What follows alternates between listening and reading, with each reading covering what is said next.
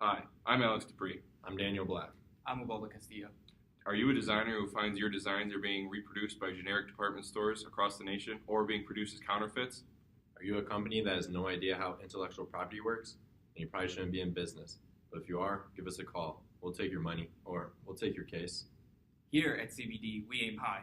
Intellectual property rights are of the utmost importance to us. If you find yourself in any of these situations, give us a call. You may be entitled to compensation. To get you more acquainted with intellectual property law, we prepare this presentation we usually show our first-time clients. Here at CBD Law Group, we like to provide our clients with a general understanding of IP law, whether it be your rights as a designer or what facets of IP law you may have or allegedly infringed upon. With that being said, let's investigate the three biggest concepts within IP law. The three biggest concepts are trademarks, copyrights, and patents, all of which have legal relevance in the fashion industry, but some carry more importance than others. We will get more in depth of these concepts in just a moment. The first and most important facet of IP law is trademarks. Trademarks are protected symbols. They're used to provide accurate information to consumers as well as ensure quality of a product. But they can also be used to fool unwary consumers, but we'll get into that later. Examples include the Nike swoosh, the Louis Vuitton LV logo, or the double G from Gucci as seen on your screen. Another important concept within IP law and fashion, while less important but still relevant, are copyrights.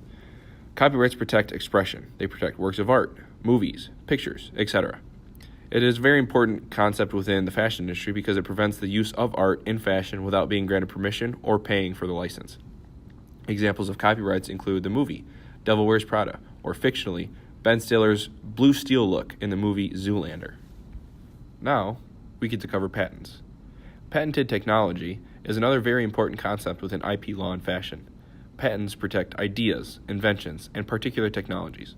Examples include Nike's auto-lacing shoe technology, first seen in the 2016 release of the Nike Air Mag.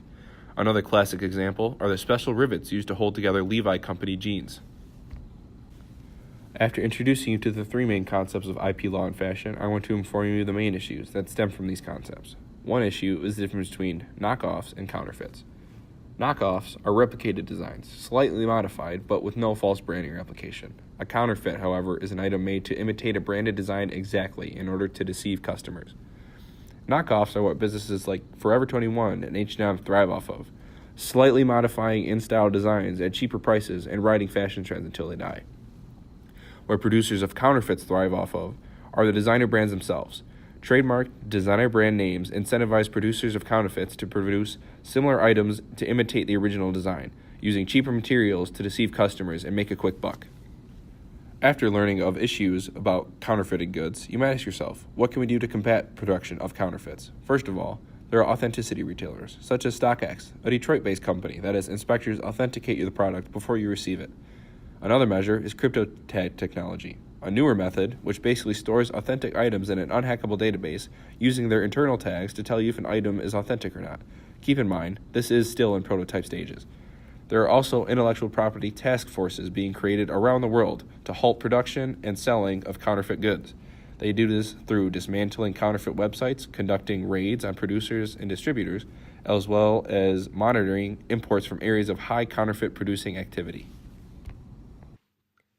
I'll now be taking a look at the market of counterfeits. The counterfeit market is extremely large, with the fashion counterfeit industry being valued at $450 billion as of fall of 2018. Especially with online e-commerce now becoming a factor, counterfeits are being sold easier and in larger quantities than ever before. Companies are stuck in a large disadvantage when it comes to counterfeits. There's just too many people selling and buying counterfeits for companies to be able to stop all of them. Furthermore, even if companies tried to take action on a counterfeit seller, for many companies, the time and money it would take to go through a case likely wouldn't be worth it. Tens of thousands of brands are being affected by the counterfeit problem, losing profits and having their designs and ideas stolen from them. Without a solution in sight, the counterfeit problem seems to be one that's going to be around for a long time to come. The company Diesel had some fun with a creative jab at the counterfeit industry.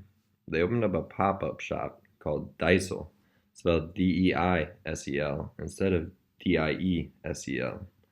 They told everyone that came in the shop that it was real Diesel apparel, but no one believed them because of the spelling. However, the customers who still decided to buy the knockoffs ended up with limited edition authentic Diesel. The operation got large amounts of media attention, and Diesel will even reopen the shop, marketing for people to get the limited knockoff collection before it's gone. The purpose of this stunt by Diesel was to use the counterfeit industry, which is something that usually harms them, and flip it to use it for their benefit, and at the same time raise awareness towards the problem of counterfeits. Fun and creative one, but by no means is it a solution to the counterfeit problem. Opening a whole parody store is just not practical, and even though they made some profit from their idea, it still doesn't stop others from selling actual knockoffs of their clothes and benefiting from Diesel's own ideas and designs.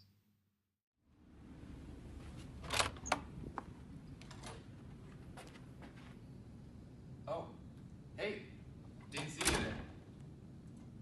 So if you're an intellectual property expert, you're probably wondering, have there been any cases like this before? Well, let me take you to the world of Christian Louboutin versus Yves Saint Laurent. In 2008, Christian Louboutin trademarked the red bottom. 3 years later, in 2011, Yves Saint Laurent, or YSL, released a shoe with a red bottom. You can see the issue here. So, the issue was brought to court. And the results actually kind of contradict themselves. So, in 2011, Christian Louboutin brought Yves Saint Laurent to district court claiming violation of their patented red bottom. In district court, Judge Marrero shut down their claim. The reason? Functionality. The monochromatic bottom is inherently functional. Louboutin wasn't happy with this and appealed this decision. They succeeded.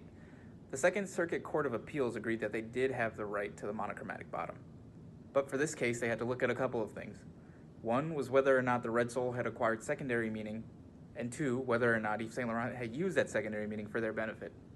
So through several surveys and examination of Louboutin advertisement, the court concluded that in fact the red bottom design had acquired that secondary meaning. They then had to see if Yves Saint Laurent had used that secondary meaning for their benefit. So at the time, Louboutin submitted evidence for their claim that the red bottom was used by them on their designs.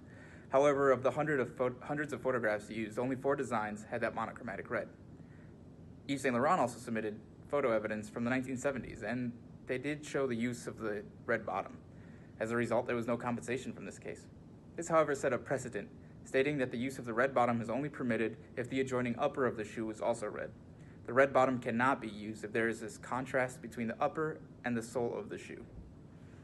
Intellectual property is relatively weak in this industry, but it's not necessarily a bad thing. Many designers take from designs and draw inspiration from it. This results in competition for designers to make their design original and innovative. So why not patent? Well, the fashion industry is inherently a trendy one, meaning that designs and their popularity rise and fall almost as quickly as they are released. Patents are not established quickly enough to make it worth the protection. By the time a patent is made official, the design may not even be popular or sell at all. For these reasons, the fashion industry is a consumer-friendly one. If you like a particular design, it'll probably go out of fashion and prices will drop relatively soon. We hope our presentation informed you more about the basics of IP law and how not to get caught. If you find yourselves in any of these situations and in need of representation, give us a call.